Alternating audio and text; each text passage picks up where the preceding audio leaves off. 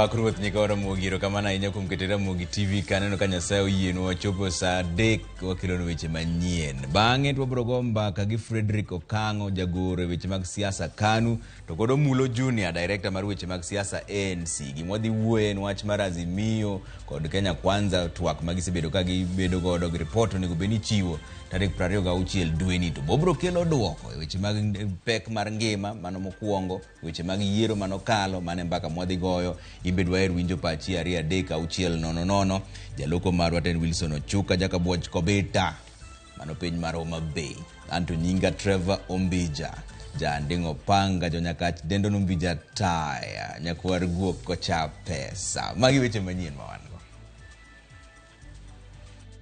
Baba amefika tufanyaje? Nikamwambia mwambie atulie, ikifika saa 7:30 hivi nitakuwa nimewazili hapo, twende huko tuone hiyo shamba. Mama watoto nitakuwa nimewazili hapo, twende huko tuone hiyo shamba. Mama watoto akakata simu. Kukaa kidogo simu ikalia tena. Kimbia, mama watoto ameuawa na watoto wote. Obila omako jago mitudo gi nek mar chiyo wadgi kod nyithinde ariyo. Kawuono gokinyi gimoro saa 12 to anwang'o report na chiel kuomwa Nyasaye okawo to paro nitie ni kamoro okotho e yo maber. Jopiny manot seme ogolo ywak e wi rochruok mar arita e kinde manonro dhi nyime e wi gimokelo tho mar jalup ruoth margi. Jopiny rito gi leyo ng'eyo gima nie report ma idhi gol bang' twak mosebedo ka dhi nyime Bomas of Kenya.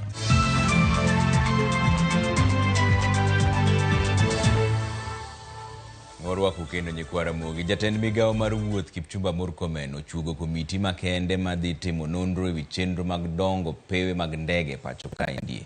Komiti no dhi nono chal mar paw ndege mar JKIA alap ma Moi, Mombasa kod mano mar Wilson mondo mi oyangi lokruok ma owinjore time igi kanyo. Okang' kama biro bang' odumbi barore kendo chako keyo pi e paw ndege mar JKIA. This facility, as you may have seen as members of the press, is aging. It was constructed in 1978, commissioned in 1978. It's older than myself. And this infrastructure has not received the adequate attention in terms of maintenance that is required. I said yesterday and I repeat, it is the responsibility of all of us who have been in leadership in the past and past administration to be held to account for the neglect of this very important facility. And not just this one, but the other airports. Jatend riwruok mar Azimio la Umoja Raila Odinga ne oyudore kama tek to kweth mag jodolo mawuok e kar dak ma Westlands temo sunde mondo mi opuodh jaod bura ma Westlands Timothy Wanyonyi ne dwaro mare mar bedo gavana ma Nairobi ka endi yiero mar 2027. Ne en kwayo ma obiro ndalo 4 kende tok migosi Odinga siemo wang' josiasa ma Nyanza kuom bedo gi miluma mar telo kapok kinde yiero chopo. Jafwambo marwa Eric Owenga ni kod ler mathoth. Egiko odira mokalo kane olimo gwenge ma Siaya, Kisumu gi Homa Bay, migosi Odinga ne ohum nono gi josiasa makoro geto kombe mamoko mamalo mana higa achiel kende tok yiero maduong'. Ka okon ng'igie sani giket mahino margi e tiene jopiny.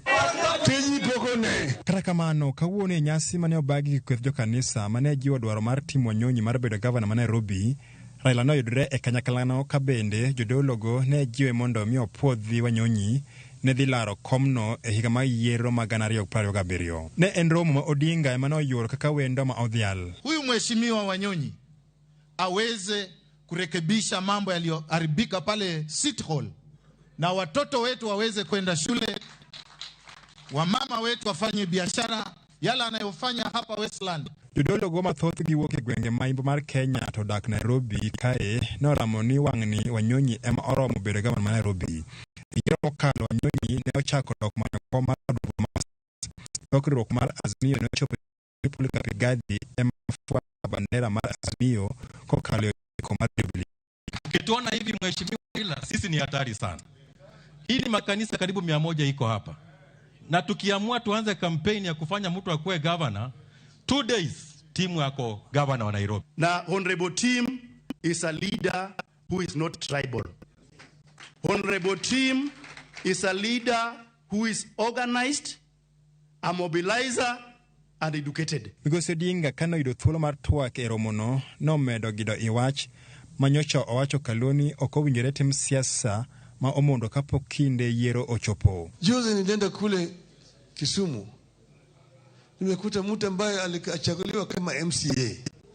Yeye anatangaza mimi nataka kuwa mbunge. Mwaka mmoja limepita hajafanya kazi kama MCA. Watu hajaona. Nikamwambia kazi yako ya MCA nitakuuza wewe ukitaka kuwa mjumbe. Ngoja kwanza fanya kazi kama MCM mpaka 2006 uanze kampeni. Migosi Wanyonyi mane dhialo to ne okowuoyo e paro makamano kata kodoko ni Odinga nosunge ka jatelo ma ogeno ahinya kalore kod tije. Wakati ni sasa. Na nyinyi wenyewe mumeamua, sivyo? Yeye ni mtu ambaye anajua kazi yake. Yeye ni mtu kwanza amesoma vizuri, anajua sheria, anajua mambo ya uchumi. Mtu kama huyu anaweza kufanya kazi kubwa zaidi. Eric Owenga, Ramogi TV, Nairobi. Jalup ruoth ma North Seme kaunti ma Kisumu ne okwany ka owito ngimane apoya kendo ringre odire Calvert moro alwora ma Kolenyo. Jafwambo marwa Millicent Adhiambo miyo ler mathoth ewi wachni.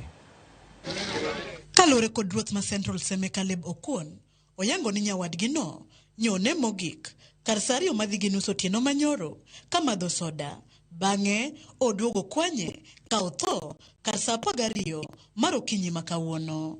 Kochopo kawuono gokinyi gimoro saa 12 to anwang'o report na achiel kuomwa Nyasaye okawo to parowa nitie ni kamoro ok otho e yo maber. Anwang'o report ni nyo en e gine moro ka kar yweyo moro ka manyo omadhe sote moro. Kweny to dogo kwanye saa 12 okinyi ok waneno injury moro amora kuome but e dhoge ta waneno ka golo remo moro matin. Masira no omedo ololoro kuom jodak makoro ywak e wirochruok mar arita ma osebedo kadhi nyime kuom higa achiel sani. Gino ma oseweyo ka ji mahao 5 osewito ngimagi kokalo kuom monj kod maundu mapok oyangi. Twaseyudo ni Kolenyo ka ok ober nikech Kolenyo ka emosenegi ji mopogore opogore. The same Kolenyo ka be maka wachiew kawuono to ayudo ka assistant chief bende otho ma wiye oketie mtaro. Wayudo ni inyalo wuotho to ng'ato ting'e boda ng'ani mabiro beti. E seche mane giseyo obila makono kuom keto nyau e tijgi, gikwayo jopiny mondo ti kanyakla kod obila e timo nonro mar fwenyo jomaundu. Ere kaka inyalo nego ng'ato kae? Ere kaka gimoro incident nyalo timore machalo mar assistant chief kae to police post en atu ariyo kanyo. Iyudo gokinyi pok no patrol, the onge patrol. Mine nigi luoro nikech irep mama tirep nyithindo. In mama iriwi gi nyithindo. Donge uyudo tuoche ko kamano. Wadagi kendo wawacho ni wan kaka jo Seme Kanyadwera wadwaro ni mondo Kolenyo ka oluoki gi yore duto. Kolenyo ka histori ne pek ne nitie udi adek, odundu moro ka kar loso ndiga to kod okulu joginda hotel. Sani koro nitie gorofni ka onge arita makare gigi eki gik moko ema bodake ok dhano. Ringre mosenindo jalup ruoth ma North Seme John Olum osetere kar kano ringre e osiptand kaunti ma Kisumu kuma irito timne bero mar yango adier e wi gima dine kel thone. Millicent Adhiambo, Ramogi TV, Seme Kolenyo, Kisumu County. Obila e boma mar Yoma ogeng'o ne achich mitudo gi nek mar chi owadgi kod nyithindo wadgi 2 kaluwore gi ywaruok mag dala. Achijno yangore ni ne oringo ma ochiwore lwet obila bang' timo monj makamano. Jafwambo marwa Diana Olonde miyo ler mar wachni. E kar sang'wen mar okinyi warado gi anyuola mar Patrick Migosi ka gine tesendo obila mar Yoma kae ema achich Alex Sayata ogeng'ne bang' tude kod nek mar yuore to kod nyithind yuore no. Wachore ni Ayata no manore gi opanga mabith manyo monjo go yuore no gi nyithinde 2 dhiambo mar chieng' tich ariyo kendo chadho gi matindo tindo. Mae nikech gwandruok mar laro lowo e kinde kod wadgi maduong' maen Patrick Migosi. Mama watoto akanipigia simu, mama wa shamba amefika. Tufanyaje? Nikamwambia mwambie atulie, ikifika saa 7:30 hivi nitakuwa nimewazili hapo, tuende huko tuone hiyo shamba. Mama watoto akakata simu. Kukaa kidogo simu ikalia tena, kimbia, mama watoto ameuawa na watoto wote. Achechno manyaka sani ni elweto bila bang' chwalore tesendo bila kendo yangore kaka jalno mane onego wedene. Iwacho ni osebedo ka ogolo ote mag buogo wadgi chakre chon. Baba yake amekuja kwangu mara nyingi akiniambia huyu mtoto alinifungia nyumba akaweka moto nikasaidiwa. That was threatening the members of the public. Then before the officers reached to the scene, the man went missing. He hid somewhere. Then at around 8:15 in the evening, that is PM, he reserved at Rioma police station. Alikuwa anataka kuua hiyo kijana na bibi yake yote. Au kuwa anataka kuacha hiyo familia, alikuwa anataka kumaliza, lakini ikakuwa bahati nyingine kijana batikana amesafanya nini, amesatoka. Egweng mabigege kama masira no timore, wuoch nyithindo kendo piny oling'. Gweng' mamarani osebedo e para manyime weche mag njore, to moloyo lwenje mag kit chwech, ka koro jodak makoni dwaro mondo nyuak lwedo matimo nonro ewi nek mathoro timore koni kinde ka kinde. Uchungu sana boma kama inaangamia mama na watoto wote. Kama serikali ijaribu kuangalia kitu ili haki fanyike kwa yule msichana na watoto wake, kwa sababu ikiwa mtu wako na shida na ndugu yake, sidhani kama hiyo ndio jibu ya kuua watu ambao hawana shida na yeye. Ringre miyono gi nyithinde no tere kar kano ringre ma Kisiri Farol ka irito timonegi bero. Diana Ulunde, Ramogi TV. Piny owacho kokalo e migawo mar thieth osidho ayanga chenro mar pogo nede milion 15.3 mag geng'o suna e kauntis 22 ma pacho kaendi. Chenro no mano oyangi e kaunti ma Homa Bay geto jiwo lwenj kedo gi tuo mar malaria kendo winjore odhi nyime nyaka dwe mar 4 higa manyien. Jafwambo marwa Ali Abich miyowa ler. E nyasi manobagi laptuke mandirwe kar chud bura mar Angwe, migawo mar thieth ne ochako ayanga chenro mar pogo ne jopiny nede mothiedhi mag suna kaka yo ma piny owacho nego mar kedo gi landruok tuo mar malaria e counties 22 ma tuo mar malaria thoro nyore jopiny. Moko kuom counties 22 go oting'o counties moloro nam Lolwe machalo county ma Homa Bay, county ma Kisumu, Siaya, county ma Migori, Busia kind counties mamoko, kendo county ma Homa Bay de yudo nede maromo gana 841. Jagoro ma ongirore migawo mar thieth Mary Mudhoni manotelo e chenro no ne okoni ji maromo milion 4 e tung Kenya mangima tuo mar malaria goyo higa ka higa ka thoe ma ikelo kod tuo mar malaria to romo gana 10 higa ka higa e pacho ka. We are going to another 21 counties. So you're lucky that we have started with you. Tuo mar malaria bende pod en midhiero maduong' ahinya to alwora mar nam Lolwe malandruok mare ochung' ata malo 19 ka migawo mar thieth yango ni gidhi tiyo kod nyamrerwa e chenro mar pogo nedego eko ka jopiny kwayo mondo ti kod nedego eko yo mowinjore. And these nets are going to be issued through the digital platform. The households are already registered by the CHPs.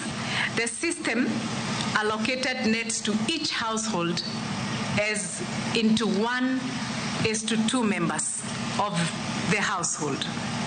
And the household heads will produce their ID for identification. Governor ma Homa Bay Gladys Wanga okoni gisebedo ka giketo okenge ma opogore mar kedo kod landruok tuo mar malaria masani ochung' ata malo 3.6 e kaunti ni ka okoni gisekedo chenro makare mabiro neno ni nede mag sunago eko ochopo ne jopiny e kor gwenge. That Homa Bay County now has the lowest prevalence of malaria at 3.6% in the lake endemic regions, while prevalence stands at 19%. This stride is attributed to the effective implementation of various malaria control interventions. Tuo mar malaria na achiel kuom tuoche mosebedo ka chendo anyato e counties moloro nam Lolwe mene mapek achiel kod nyithindo manie bwo higni 5 ma tuo ni osebedo ka imo. Chenro ma migawo mar thieth ochako mar pogo nede mag suna en okang' maduong' mabiro konyo duoko chien landruok tuo mar malaria e pacho ka. Ali Abich, Ramogi TV, Homa Bay.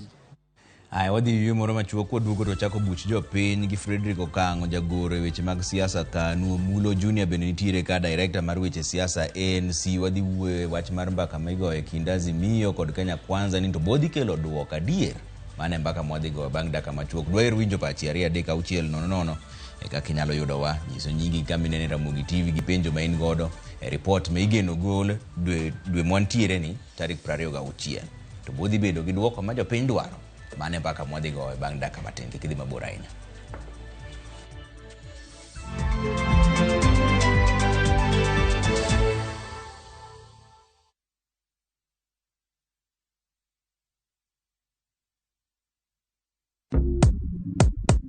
Mtu wangu, imagine kuna over 1000 ways to win on shabiki.com. Usimiss out, pata multi-bet boost massive ya 1000% ukicheza on shabiki.com. Cheza sasa na shabiki.com na upate up to 1000% multi-bet boost. Two bets, min shabiki na nadeku place tena, nilieka kichwa yangu.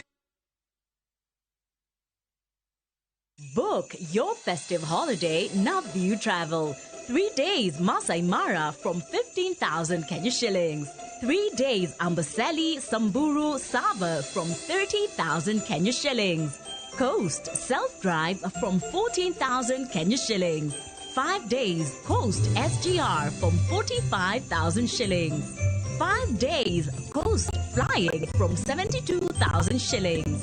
5 days Dubai from 800 USD. 5 days Zanzibar from 940 USD. 5 days Thailand from 1,550 USD. 8 days Singapore and Malaysia from 2,450 USD. Book a group and travel free. Call 0703-254-254 or book online www.viewtravel.com.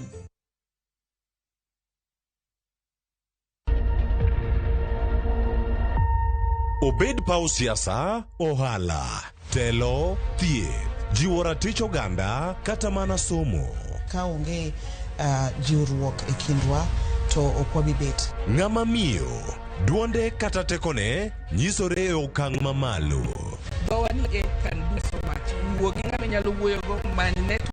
Kamora mora ma intie pachoka.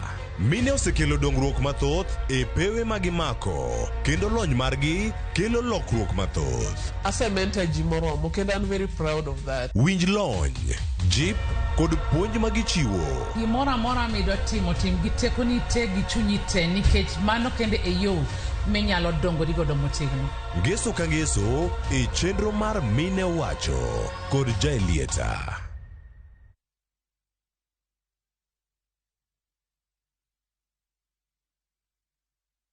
Kete manaka. Ochopo sama koro. Ramogi TV yango hike mar 2 e yamo. To mae ok nyal timore kayonge kaka jahera marwa. Tarik 1 dwe mar 12. Koro wachwake to mana maber chuth. The Garden Bondo, John Junior kod BV Band biro chwako budho nyaka che.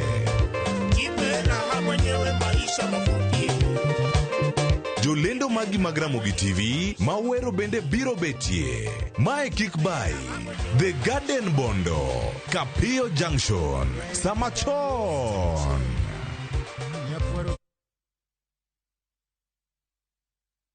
Jipange na View sasa iko hapa sasa.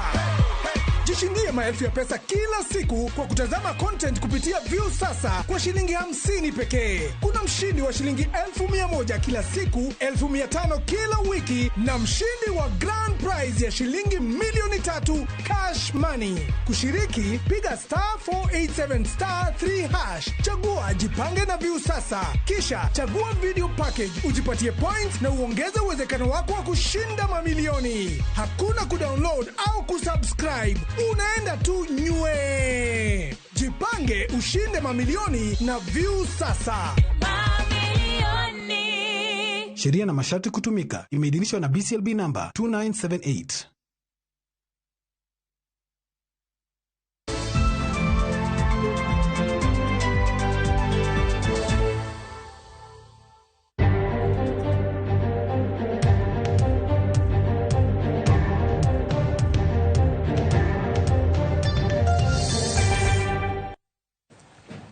Mae mbaka mwadhigo e buch jope niko mitima tayo tuwake kindazi miyo kod Kenya Kwanza chano romo kod jatend migao mar omenda Profesa Mjunguna Ndung'u chieng' tich adek juma manyien mar goyo mbaka ewi duoko piny pek mar ngima kod usuru ma ijuogo jopiny.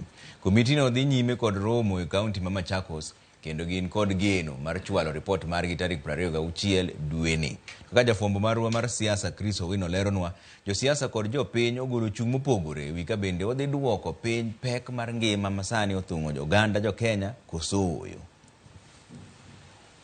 E ranyisi makende ni twak mosebedo kadhi nyime kind Azimio kod Kenya Kwanza chano miyo pek idho malo e nengo mar ngima e ripot margi mogik, komitino motelne kod Kalonzo Musyoka kod Kimani Ichung'wa dhi romo kod jatend migawo mar omenda Profesa Juguna Ndung'u juma manyien.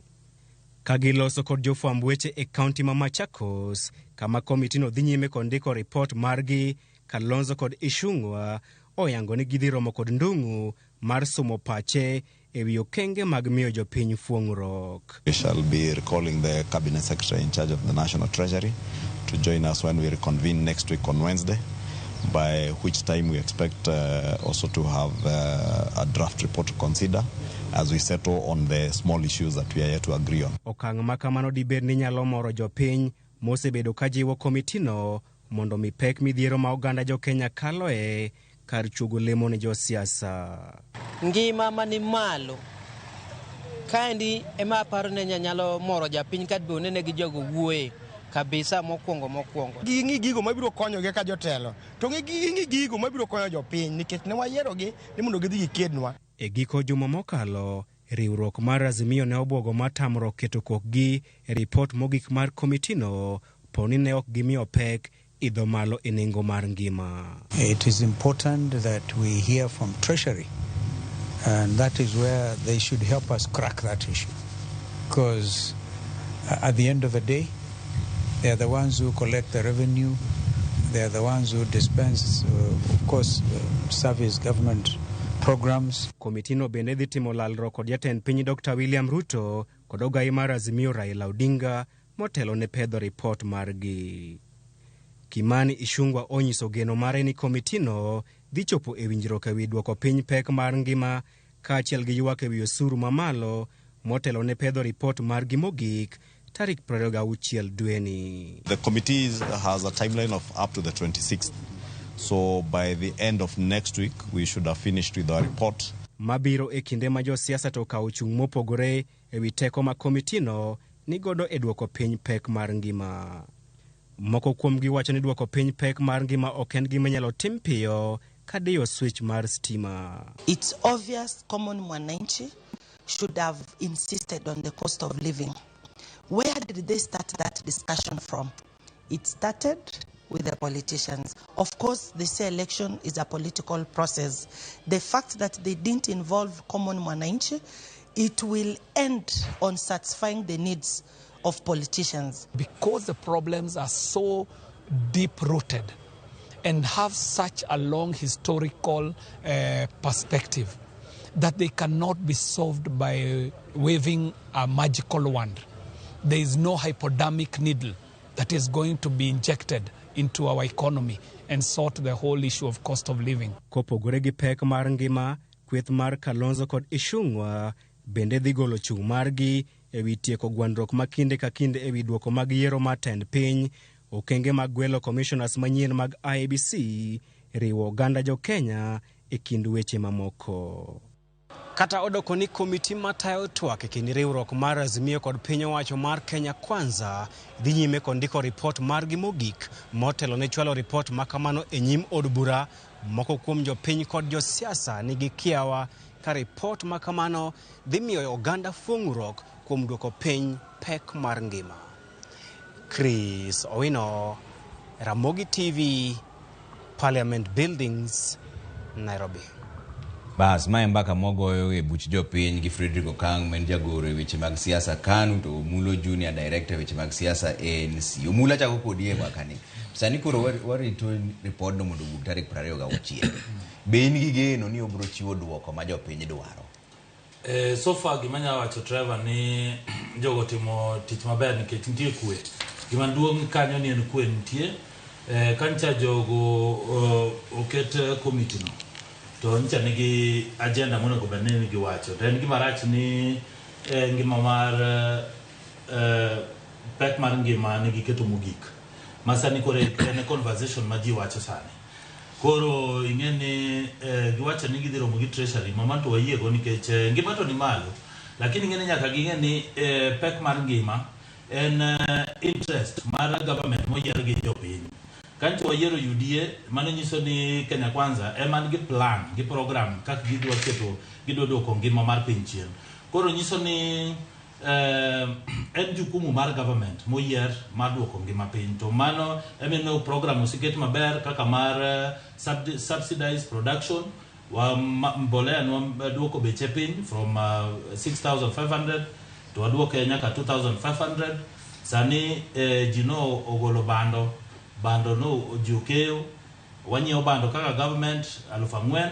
ogunia ko gunia wamiyo gi dryers sani bando mawuok kuom pur okalo milion 18 mano nyiso ni bando modhi kete store en bando maber manyiso ni chiemo nitie koth be Nyasaye nosekonyogo manyiso ni mogo bech mogo wuok 170 175 man piny mogik en 145 manyiso ni wuok 250 oduogo 175 gorogoro sani en 100 120 kang'eny to 130 mano nyiso ni koro nitie program mar government kaka nigi keto ni ngima dok piny koro gima nitie kaya mantie shida en wach fuel koro ng'e ni Kalonzo gi jo committee gi onego bed ni gidhi wuok gi treasury ging'e ni mokwongo plan mar Kenya Kwanza en ang'o to program mag Kenya Kwanza en ang'o kaso gimbe gikelo ideas magin go maginyalo miyo go Kenya Kwanza bedo gi chir moro ni ngima nyalo dok piny tang'o ma ere magic magidwa keto manyiso ni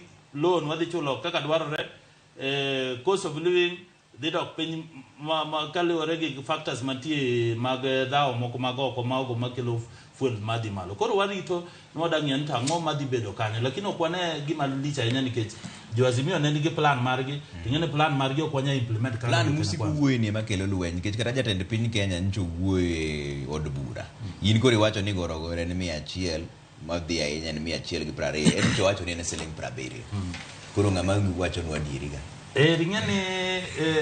ing'eni Ruto kaka nogolo plan mare report mane manogolo parliament en adier ni gorogoro luwore gi kuma inyiewe ing'eni bando kawuok e Trans Nzoia bech gorogoro ma Trans Nzoia opogore gi gorogoro ma Kisumu opogore gi gorogoro ma Homa Bay in miseneno en pesa dio mulo maseneno mogik ahinya maduong' en 120 mano nyiso ni mano modhi mamalo lakini wache dier ni en 70 to 120 mano man malo kabisa mano koro kidhi koro okango kono mano en 120 okango biyie gi wach ni mulo wacho ni Kenya Kwanza ne nigi plan nigi chenro maber mar duogo nengo mar ngima piny emomiyo gine mano yiergi chenro no biseneno kotiyo koso chenro ni obachni iwinjo Ombija jo Kenya Kwanza machalo mulo gini wang'egi kendo wang'e kitgi dhogi riek giriambo kotit chakre jatendgi nyaka bi piny buru mutoka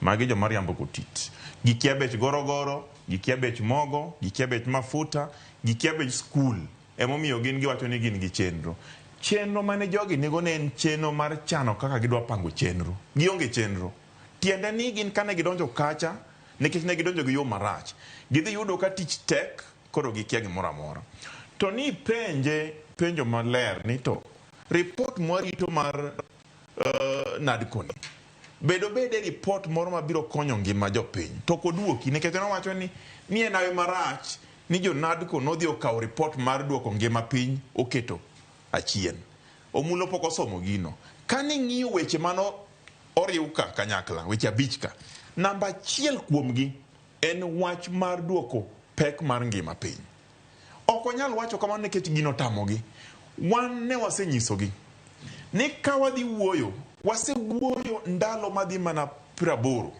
to kwa wuoyo to pile gisiko mana ni wach pek ngimani wabiro loso wan wamiyogi pachwa kaka Azimio gimwa pango mondo mi waduok nengo ngima piny gin pok gimiyowa pachgi waseluongo ji mang'eny ndungu mi iwacho ni sikiluongo sikwano dich kiano pidho yien kiano olomo gi kingi kiano kiodhi environment kiano obagni abaga ni orendo rarenda korero wacho no biro week mabiro cha tich adek wabiro rite mondo winje gima wacho to anyalo nyisi Ombija onge gima sirikand Ruto biro timo mondo duok nengo ngima piny tijno tamogi plan mane gin go en mar plan mar medo oshuru tijno tamogi plan mane gin go en mar golo nyithindo skul tijno tamogi plan mane gin go en plan mar mayo rowere tich ok giyudo tich plan mane gin go en plan makoro en pesa lale kani se winjo kata ka control of budget wacho ni gin obwoka ahinya ka msache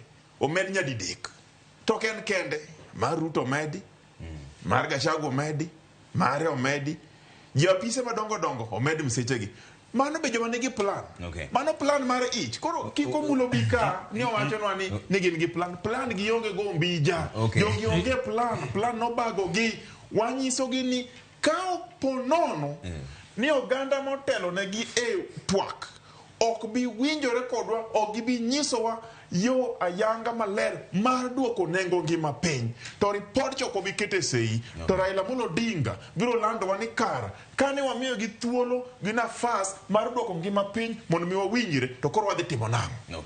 To mulo ticho tamo sirikal ticho tamo nade ng'eni apart from mudo nyoyo gi madho chai nad ko committee nanano kango kago picha e committee kanero oge ke ng'eni gima giwacho kache no apis mar opposition leader apis mar prime cabinet secretary to giwache IBC giwache 2000 gender giwache CDF ng'eni tie gik ma tek monego beni jogo wuoyo lakini gima gitimo maber ni kwe gikele Kenya ka mana miyo wa support gi mo chai nyaka gimadh kanyo gi mandas gi nyoyo gimadho go maber to lakini kango nyaka yeye ni sirikal to ndika gima no chiko jopiny mwasetimo kano wa campaign nwuotho ir jopiny mwandikore gi jopiny gimiluongo ni economic charters to charters gi okango gi ni onego interact magi ng'eni charters go ting'ango anyalo kwano no okango gimwasetimo nikech giwacho ni ticho tamo no wacho ni within 100 days wada ya Hustlers Fund sani joseka $1,700,000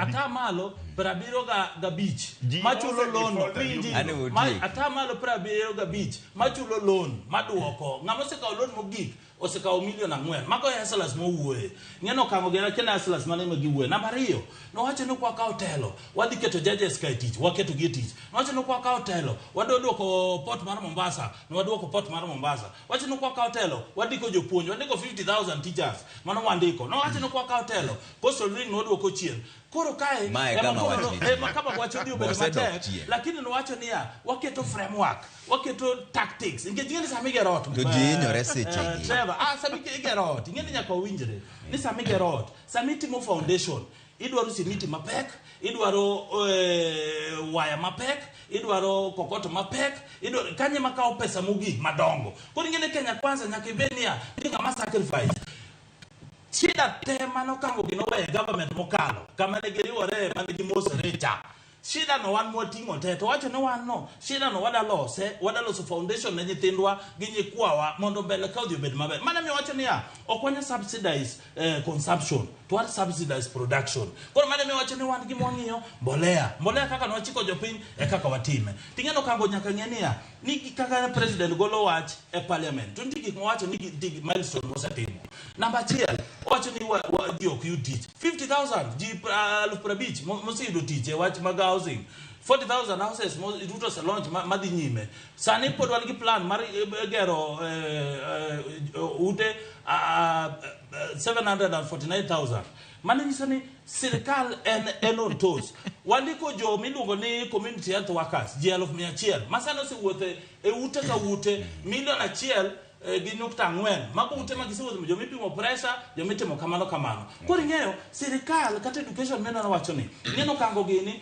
ing'ene ging'iyo gibiluongo ni kao oko gimedo lakini wan wabiro gi formula ng'ene economics ka une school lore gi school misobe ng'eno sobe school gi sobe school mama dala kujo school masome economics wan watimo calculus algebra yani wachenjo ni economics koro wanyiso ni gimwatimo ni education ka wan wacho niya kokango gini nyalo afford gimiluongo ni private school magichulo ni nyithindo 50,000 100,000 ka ji odhi university ni sano koro gidwaro help nade koro gimbe nyaka gichul help nikech wadwa gimiluongo ni equity wadwa ni ng'ama ni piny kucho watimo gi means assessment wadwa ng'eyo ni ng'ama onge pesa imiyo loan ng'ama nyalo gina matin chulo kiwango maluwore gi kiwango mare koro wapango tich ritwa 5 years pok watieko gikaw buk gi kalam ginonwa mos kaka joazimio uneno ni ang'o makoro onego tim sani mondo mi nengo mar ngima odogo piny ji to hinyore iwinjo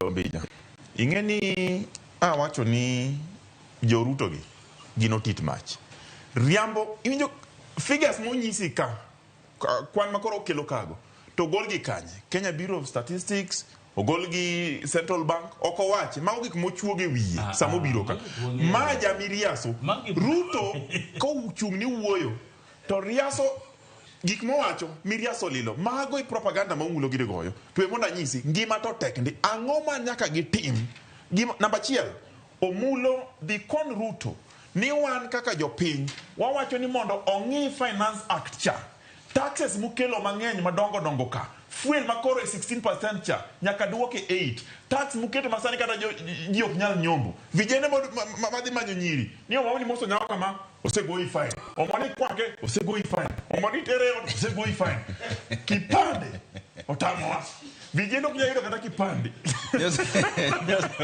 gigo kituro gideki nosewacho ni gigolo gigoro gidisani gigo nosegolo mondo nyaka waler ne jopiny to ne gin gi chenro mar keto gi kaka lakini koro onge nosegole gin gi mipango mar inyo jopiny to king'iyo nitiere moko pok gigolo to kiwe kata mano ang'o momiyo sani Ombija giwacho ni mogo nodok piny ni kane gidonjo ni sirikal mar Raila gi Uhuru sirikal mar Raila gi Uhuru mane sama ne Uhuru ni e telo jalupne ne en Ruto masani nitie telo ne sama ne Uhuru ni e telo jomoko manotiyogo ne manosiepe Ruto go mane gin kacha tiende ni sirikal ko fail to fail nikech Ruto gi joge nikech gin mane gin iye kacha gimonego gitim gingi Finance Act namba 2 weche mibadhi ma pesa kwalo nyaka gi budget ichalo ng'ama ndiko budget indiko ni 800 abiro kwalo 500 abiro tero kama mago gik manyaka ging'i namba 3 omulo gi manyako tim nyaka ung'eni kano chiko rowere tich wenyiso ni umiyo rowere 50 tich ere rowere umiyo 50 tich kugero gik moko ni ugero ni koro rowere ni housing go ere kaka pesa mar housing no translate dhio mfuku rawera manyalo chako biasache mondo mi odhi mbele kaka rawera pok waneno mano nowacho ni kudonjo ni uketo muma piny to gimoro amaro osedok piny kara nuwuondo jopiny ni bottom up ni sukari sani ya piny dhi malo mafuta ya piny dhi malo school fee ya piny dhi malo weche ot ya piny dhi malo wawatieki mulo bet modh pi omulo wang'eyo wan kaka Azimio ne wan gi alternative policies sama nwadhi wuoyo kodwe mesa kacha ne wakelo alternative policies wa mag duoko nengo ngima piny to wanyiso ni mondo mi duok nengo ngima piny nyaka ing'i gik moko adek namba 1 nyaka ing'i ni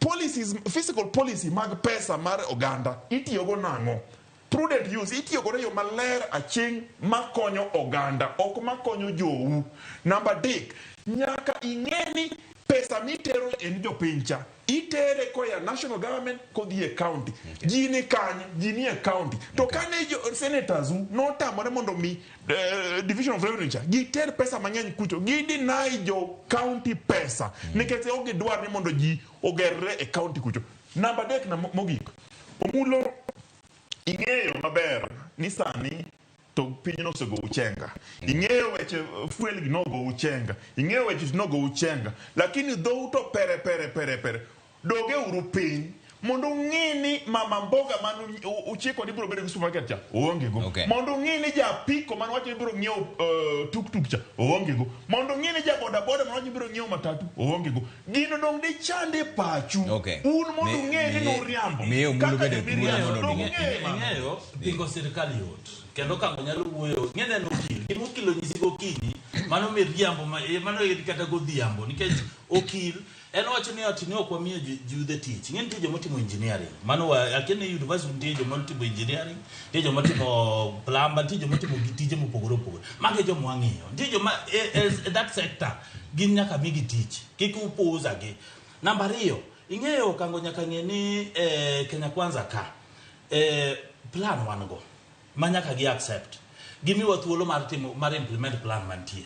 Koro kik na koko ni okango no wabigo koko otieno godiochieng gokinyi ka gichiew ni Kenya Kwanza kuti wan watiyo gima nyalo nyiso kango niya what finance bill magi wacho ni ne gine parliament sama ne finance bill otere parliament ko pok obedo act no mi gi thuolo mar pingo dong gin gi minority leader dong gin gi leaders mama wuok Nyanza tiji gine ginango dak ni giwuok dak ni gikaw mes moro ma parliament agilalogo dak ni gikaw speaker gi olo kuom pi kata gi kidnap to kata kamano uno kuneni gini kata yonge numbers neo at least ni effort onge gima inyo jo piny sasa ni buyie ni finance act ni inyo jo piny onge gima inyo jo piny gima kaka jo serikal okuyie ono wacho niya ni okwaka ogowi neno kasani president nolando niya Eurobot ma $2 billion cha wasiyudo pesa midhi chula next month 300 million $. Manyiso ne watachako chulo gope ka mondo wagol osigo ma jo Kenya tingo wabed gi economy ma stable wabed gi policies ma sawa wawuotha ne le finance act ni be yie no inyo jo piny ing'eyo wadhi achiel kaka jo piny nowuok nogo koko e wacha ID mano to kata wan e Kenya Kwanza no wanyiso Kindiki ni gine pek mano to bene no gole 100 mano policy mano ugolo wanyiso no dwok piny wach marriage ma koro kangino okawo wuok go ng'wech magiringo ni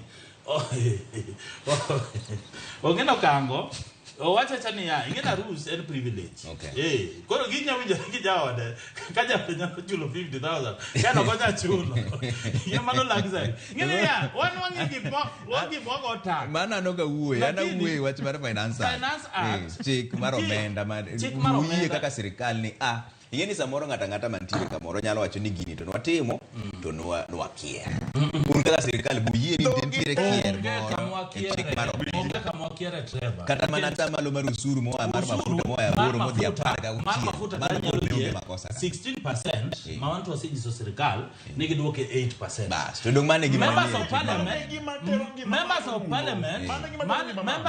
parliament nigi mandate mar review maginyalo review wach mag taxes mag fuel mondo ging'e niya ang'o manyalo duoko fuel chien mano to jukumu mag members to un kaka jozimire kaka kukelo wach taxes mopogore wan wacho niya wadang'e joma nigi pesa joma osebedo ka gin cartel joma inyo jo Kenya mok chul pesa maringo ushuru nyaka chul ushuru mane ni gigo koko nikech okango gino osebedo ka ushuru koro sani nyaka gimbe gitingo ushuru kaka dwaro to kango kata giwayo kamano unda kusekele chik maro mar jo dongere luongo na amendment da kusekele mondo mi ujione ayanga ni jozi miyo nyotemo chik maro menda chako tam winjo Trevor pile wasebedo ko wacho kata jotendo wacho Raila Amolo Odinga Martha Karua Kalonzo Musyoka wacho pile priority number 1 marwa en duoko nengo ngima piny jatend wajumbe manie bunge wa Opiyo Ndai wacho pile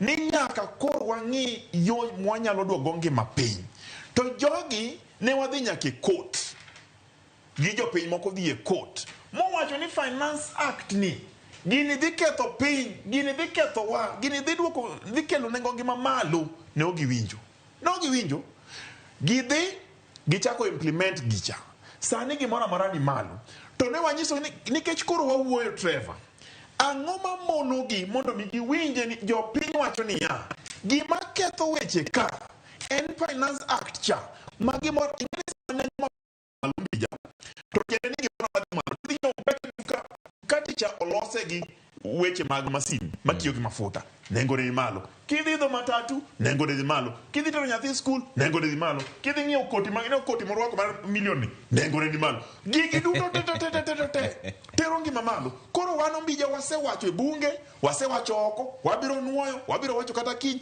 ni gima duong' nyaka koro wang'i ni joganda to nengo ngima mani malo ni waduoko negi piny nang'o e od bura kacha kumae marach Ombija jogi no dhi orikni to dhi okawo nyaka wajumbe wa moko giwuondo ni kubiro State House ka wabiro miyo chai gi mandas to kiwuok wamiyo maendeleo iso ofukuni wan pok waneno maendeleo miso ofukuni dhigo madhi duoko nengo ngima piny pok waneno koro e od bura kacha be gin gi jowa moko ma gimako tesre ok gidwa ni mondo ogo kura koni koro gidilgo emomiyo kelo gicha kucho chonde be samoro ketho sa okay omulo ntiere joma penjo kaendi maendi Charles Akuro ka en Yimbo bar Kanyango wacho ni Trevor penjne omulo ni kane KK odonje telo bech mogo mafuta sukari to gik mamoko ne gin pesa adi to sani gin pesa adi omulo kik miya ka remote ma lock station nikech miriambo ingeyo inga wachakane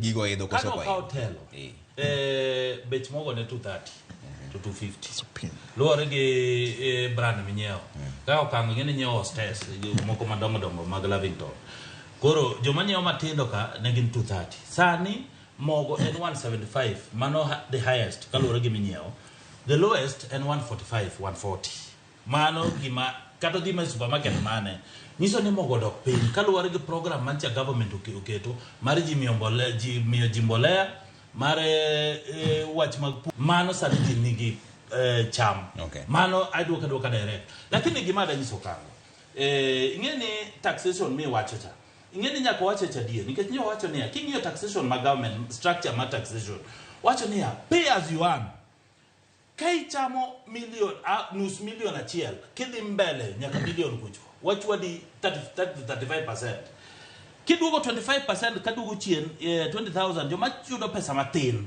onge pesa michajo gi madongo kiduogo wach mag NHIF manyo wasiche joduogo social development fund 2.7% joma nigi pesa mamalo wachajo pesa mamalo joma mamboga gi jo pikipiki 300 in fact mane gima no promise jo piny koro kango gi nyaka ng'ia wan gi mwang'iyo ni wadwaro kelo equity wadang'io ni gap mar jo manigi pesa gi joma onge pesa romre koro ng'ina mana joma go koko ka okango gin mago joma nigi pesa lakini ofuko gi wadiyo nikech ndie biashara ma gitimo gin gi pesa lakini ok gichulo ushuru koro giye kamano wayane wach mar nego mar pek mar nego ngimani gimoro achiel madwa ni wawuoye kapok watieko mbaka wani nu jo Azimio no wacho ni ka koro kowuoye wach mar yiero duoko mar yiero mar higa mar 2022 be pod ok gidhi keto kokgi e ripodno to chik to wacho ni ka en gi ywaruok moro wach yiero gidhi e doho mabende osedhi en chik mane ma koro udwa tiyo godo e rieyo wach mar yiero mar higa mar 2022 ka chik to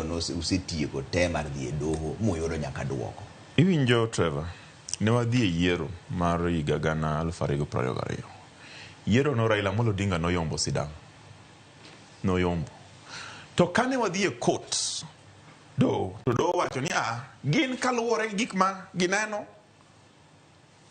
Ruto ema noyombo kaluwore gi gik ma gineno to ne wamiyo wach dono luoro to wacho ni wamiyo gi luoro lakini ok wayiego mano gi wacho lakini wan ok wayiego be chik ma wacho kendo ni be dwaro ni mondo gi gazette results mag election presidential election ma constituency cha pok gibedo gazette nyaka kawuono wan kane wadhi e loso to ne wawacho kacha ni nitiere jongere wacho ni electoral justice tiende ni nyaka wang'e ni weche yiero ka wadhi mbele be nitiere gima nyalo timo mondo mi ogeng' weche tindo mane ketho weche yiero kaka nwanene ma ok ni yombo kuonde duto tete aso ni koro kidhi riw ni to koro kiyombo kendo magi gik mwawacho to wawacho niya ka wadhi mbele ing'eni pile bang' higni abich ka ji otimo yiero nitiere recommendations mitimo mondo mi ojiw weche mag yiero obed yo makare kik bed gi gik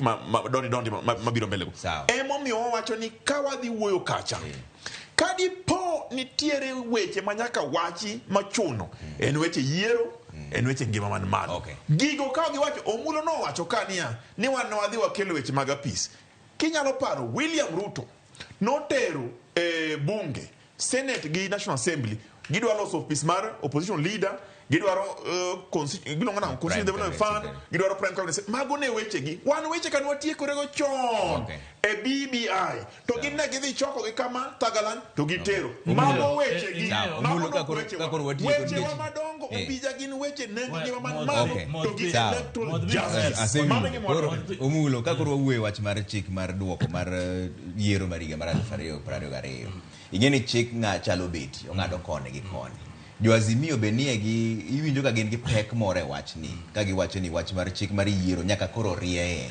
Nikech kata un pod udhi mana dok e yiero higa mar 2027.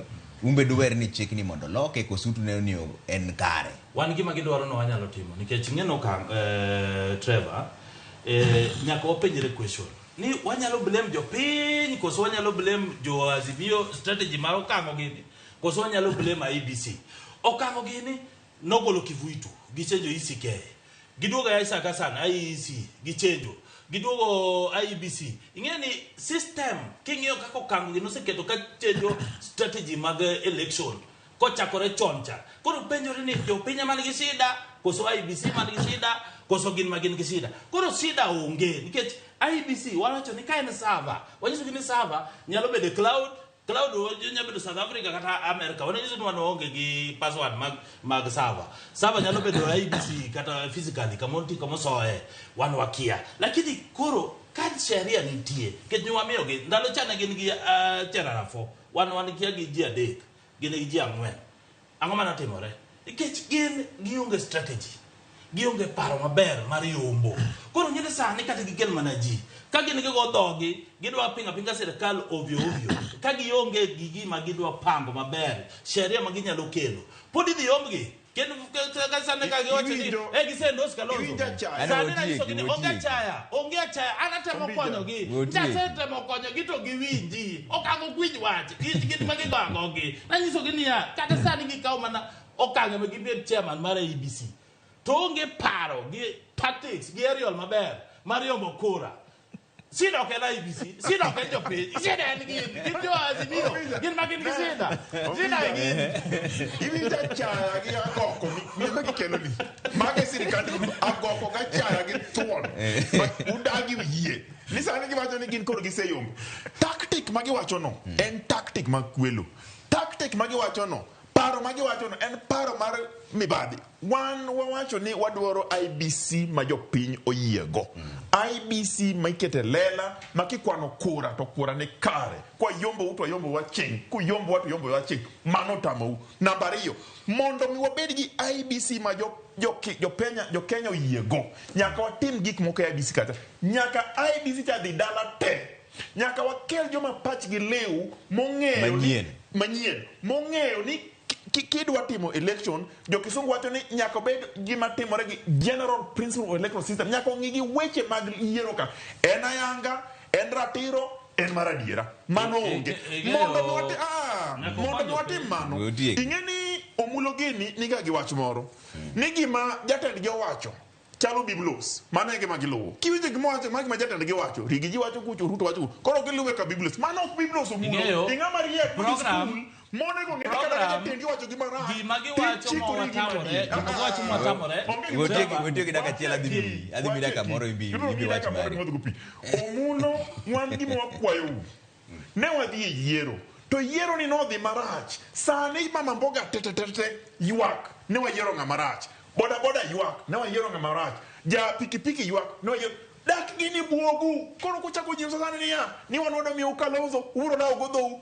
wano kwadwar mano mondi gima nyako tim weri gi 2027 omulo kon Ruto ni sani jaboda mana ndingo pangacha jaboda mana hero man ka bondo kase pulcha ng'ie kama to wacho niya mafuta ni mano okonyal to nyithindo school okonyal chulo unu time ang'o koro we uduok ka swalore ing'e Trevor ing'e ni nyako wacha dieri ing'e ni ka okangedi kikaw jo boda jo mama mboga giketo ulsam tija boda mano gocho ne Kenya Kwanza mo believe ideology mar Kenya Kwanza tija boda mo believe ideology mar Azimio koro kiko keta jo boda tija boda masano se kaw loan asla fan matiyo go ma gilero sirikal ni ma gilawo gi chalo ne mana morkich lakini ng'eyo okango gini nyaka ng'e ni proposal mane giwacho ni gido kawo IBC gi devolve ni gikete county wano kodoro kabila ng'e ke kawo IBC ni wacho ni jo ma be dilano coach gi jo kure dilano coach gi biro kelo chaos biro kelo dao koro wano miyo gi wan sani gi kata na senyiso jatanania okango wada lobby ne mondo bed chairman mar IBC mondo koro kuwa yombe koro emo bio station kae what give me wayombe sawa koro umeka moja kija kotiku kuchendu bujo penyo serumo sa koro serumo sa rumo daga che omulo kia chike mag IBC ano kanya bedo chairman na IBC an jatelo mar party nyaka igni abich ko kanya labit omulo mawi nyaka som to mogi Ombija kono mulo kendo jo piny apply omulo en mat mariambo nyakubed mane kama buch jo piny Fredrick Okango jagore weche mag siasa kanu gomulo junior director weche mag siasa makamu wacho ni Trevor bipartisan talks will only succeed when the cost of living is the first priority. Mano makamu mani ngasmalicha mano pia maroka wedo magda kamati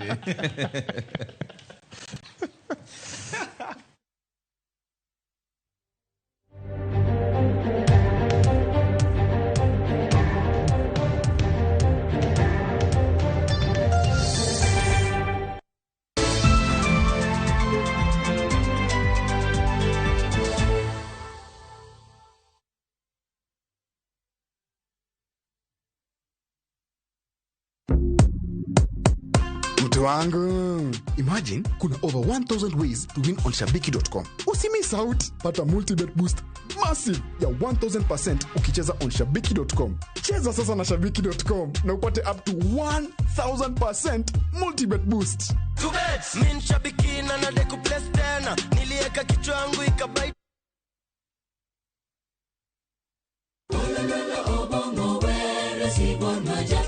Wabedo jomaler e ngimawa ka warito ler mar pachwa. Kila neno lake lanikumbusha dunia hii inapita. Kod winjruok gi Nyasaye, winj wende Sabato. Jifunze kuridhika na kile ulicho nacho, shukuru Mungu wakati wote. Mamiyo wa thuolo maber mar wer kendo pako Nyasaye gi chuny moikore. Kama si wewe, singelikuwa hapa. Walando gi kinda wach maber mar Nyasaye. Nyasaye okoso ni kanye ma weche olokore ngimani di ma ok inyal paro kama ni wuoke. Ng'e teko mar riwruok kokalo kuom lamo kod wer. Injili ngima Sabato ka Sabato mana Ramogi TV. Singelikuwa hapa kama siwe.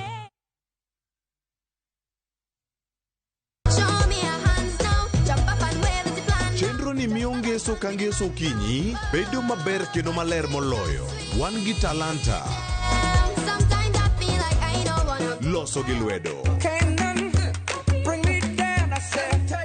Wapuonji tedo miel manyasani sigana kod moko mamit. Yeni mrefu hadi ndege kipita naomba change. Chenro mar nyithindo mawuoyo e wi nyithindo kendo makelo ni gi nyithindo. Kikelo ni kod Loxp, Sally the Queen gi Josephine George mana e rogo mar nyithindo e Ramogi TV.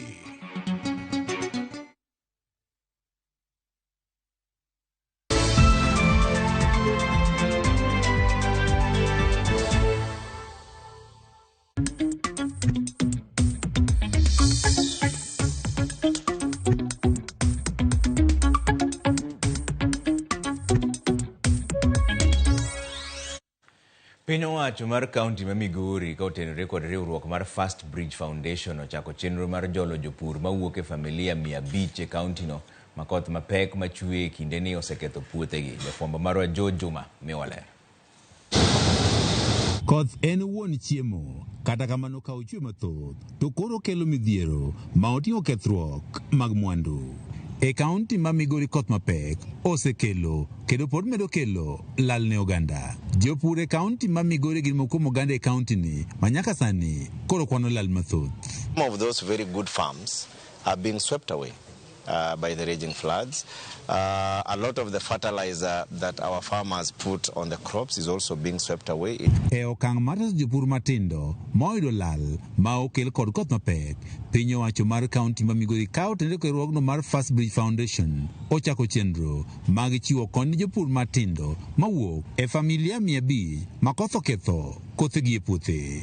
Koro wa expect ni ka bang'e ka koth osedok chien to wanyalo konyogi through giving them seeds fertilizers, mondo gichak gipidha ne cham machielo. All the 500 farmers will get access to agricultural inputs from identified agrovets within the county. Jatend migao mar pur, pith jamni kaachiel kod re kaunti ma Migowi Lucas Musenda wacho ni chenroni madhi kawo kinde mar dweche 2 dhi geto jopur matindo ma oting'o mond liete kaachiel kod jogo eko ma odak kod ng'ol. Something that will be done between the county government and FAO to identify those agrovets that will be closer to the farmers so that farmers can be able to pick seeds, they can be able to pick fertilizers, they can be able to pick other interventions from those agrovets up to a ceiling of 9,100 shillings. We expect ni puothe gi kobedo flooded, gidhi puro some trenches ma drain pi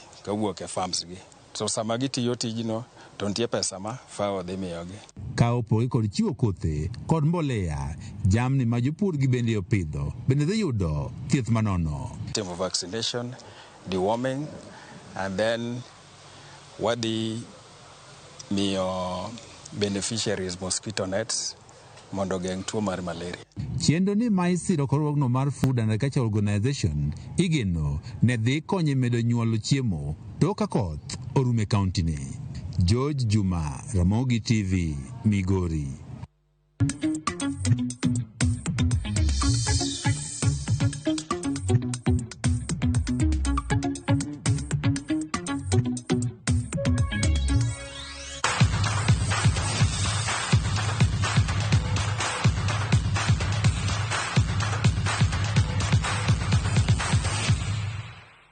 Donjane weche mag tuke ni tim mar adhula mar Kenya Harambee Stars osechopo e piny Gabon bang' wuok pacho ka endi okinyi ma kawuono.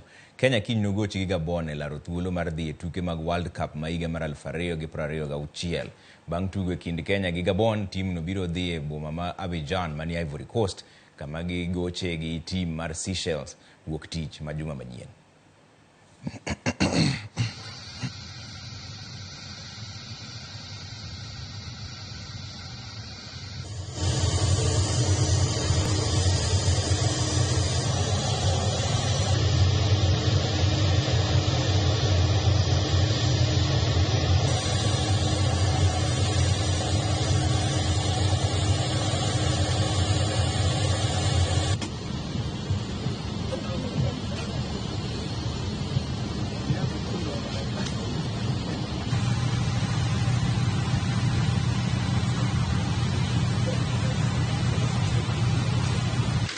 We are really unlucky because a lot of players are missing who was normally in the starting 11. So, but we have to find solution, and the players know. I told them from beginning. For example, Anyembe and Okumo was in build-up of our team very important. So we need to find solutions, and then one of the most important solution is that the team shows character, how they have shown in other matches too.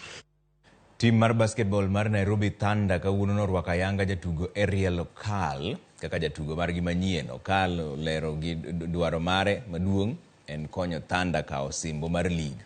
Okal osegoche pinje kaka Uganda, Oman kod Burundi. Oseloyo simbo 6 mag basketball gi team maduong' mar Kenya kod club mar Burundi. Manager maduong' mar Thunder Koshin Dirie nowacho ni en gi geno maduong' gi jatugo miluongo Okal.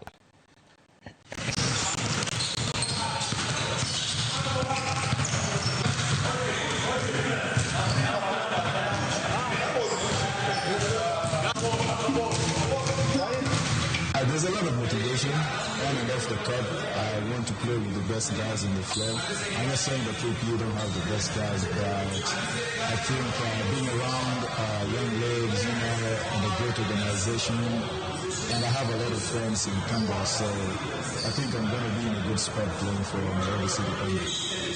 We're happy to have Opal because Opal is a senior guy.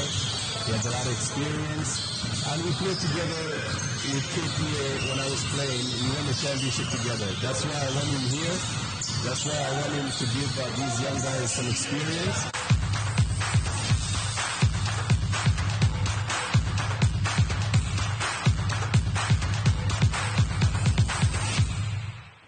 Bas, mane kama weche chenro maro Oimore kamano uru ahinya kuom keto Ramogi TV kaendi. Jaloko marwa en Wilson Ochuka, jaka buoch kobet tamano piny ma Homa Bay, director marwa en Lindsay Simani, kasto to gian Trevor Ombija, jandingo panga jonyakach dendo Ombija taya nyakwar guok kocha pesa. Nyasaye mad gwedh na ujo kama onere mochiki.